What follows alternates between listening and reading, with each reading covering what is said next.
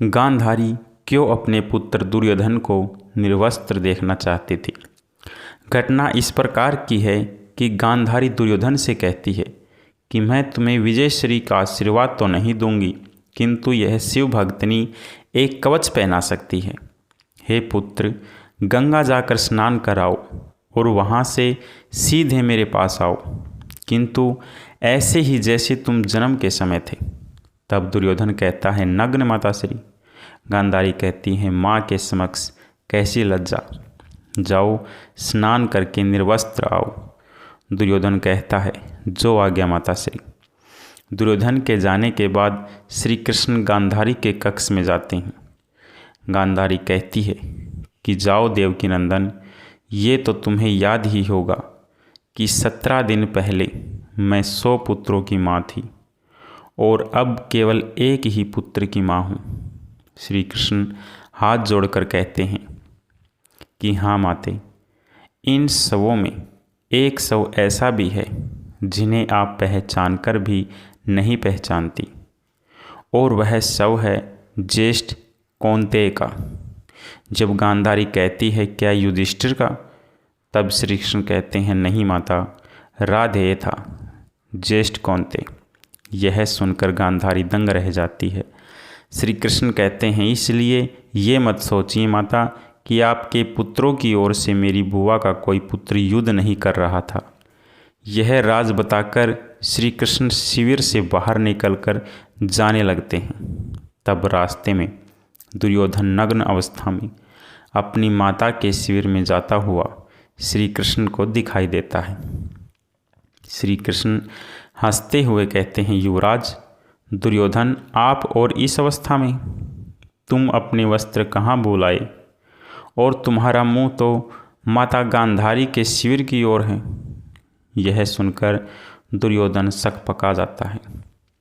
तब श्री कृष्ण कहते हैं, क्या तुम अपनी माता के पास इस दशा में जा रहे हो? तब दुर्योधन कहता है कि माता श्री का यही आदेश था। तब श्री कृष्ण कहते हैं, किंतु वो तुम्हारी माता है, उन्होंने अनेक बार तुम्हें गोदी में लिया होगा। तुम तो पुत्र हो, लेकिन अब एक वयस्क पुत्र हो, और कोई वयस्क अपनी माता के सामने पूर्ण नग्न नहीं जाता युवराज। भरतवंश की तो परंपरा नहीं है। फिर श्री कृष्ण हंसते हुए कहते हैं, किंतु तुमने तो भरतवंश की परंपरा का पालन करना कभी का छोड़ दिया। जाओ जाओ, माता को प्रतीक्षा नहीं करवाना चाहिए, जाओ। यह कहते हुए श्री कृष्ण हंसते हुए वहाँ से चले जाते हैं।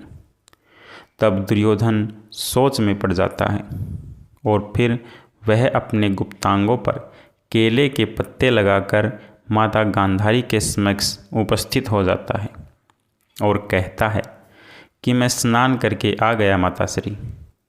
तब गांधारी कहती है, मैं क्षण भर के लिए अपनी आँखों पर बंधी ये पट्टी खोलने जा रही हूँ।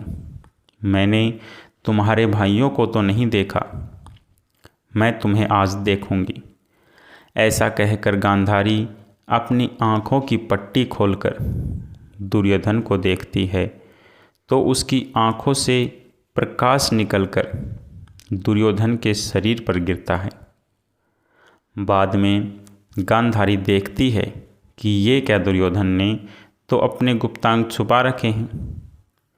तब वो कहती है, ये तुमने क्या किया पुत्र? तब दुर्योधन कहता है कि मैं आपके सामने नग्न कैसे आता माताश्री। तब गांधारी कहती है, किंतु मैंने तो तुम्हें यही आदेश दिया था।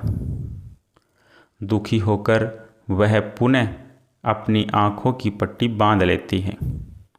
फिर वह कहती है, तुम्हारे शरीर का वह भाग जिस पर मेरी दृष्टि पड़ी ही नहीं, दुर्बल रह गया पुत्र।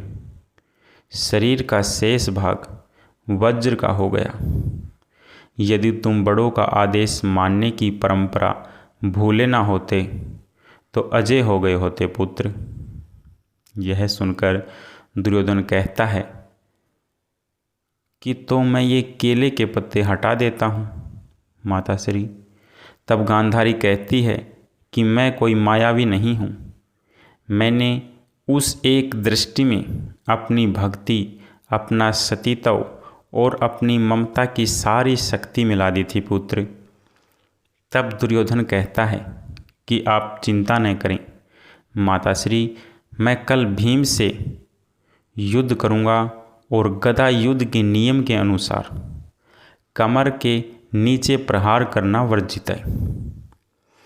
कल मैं और उसको इतनी मार मारूंगा कि वह घबराकर वीर गति को प्राप्त हो जाएगा।